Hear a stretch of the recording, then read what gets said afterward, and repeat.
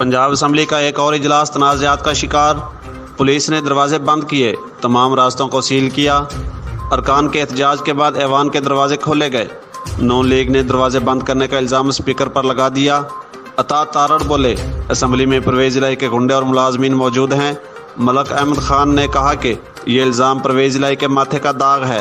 PP रहनुमा हसन मुर्तज़ा का कहना है कि पंजाब असम्बली को गाँव की पंचायत की तरह चलाया जा रहा है। परवेज़ इलाही सियासी दुकानदारी बंद करें। पाकपतन के नवाही इलाका हेला कालड़ा सिकंदर चौक में वाटर फिल्ट्रेशन प्लांट का इफ्तिताह कर दिया गया। मियां मसूद अहमद खान ऑफ बसी शरीफ ने अपने दस्ते मुबारक से इफ्तिताह किया। तकरीब में ख़ुसूसी शिरकत पाकिस्तान मुस्लिम लीग नून के ज़िलाई सदर इम्तियाज़ अली खान, ज़िलाई जनरल सेक्रेटरी आतल महमूद मुन्ने खां और पीर इसरार ज़फ़र बोतला ने की।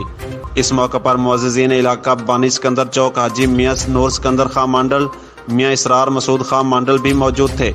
आखिर में मियां मसूद अहमद खान ऑफ बसी शरीफ ने ख़ुसूसी दुआ करवाई। वाज़ेह रहे कि वाटर फिल्ट्रेशन प्लांट के तमाम अखराजात बसी शरीफ वालों ने खुद अदा किए हैं।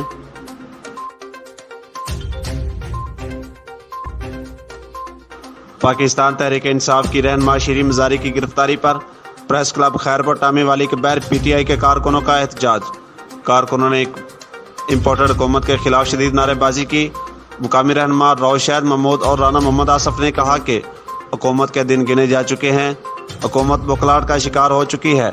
जबकि मेयर अब्दुर्रहमान का कहना है कि शीरीन मज़ारी की बिला जवाज़ गिरफ्तारी की भरपूर मजम्मत करते हैं और अगर हुकूमत और छेदकंडों से बाज ना आई तो मुल्क गिर एहतजाज किया जाएगा।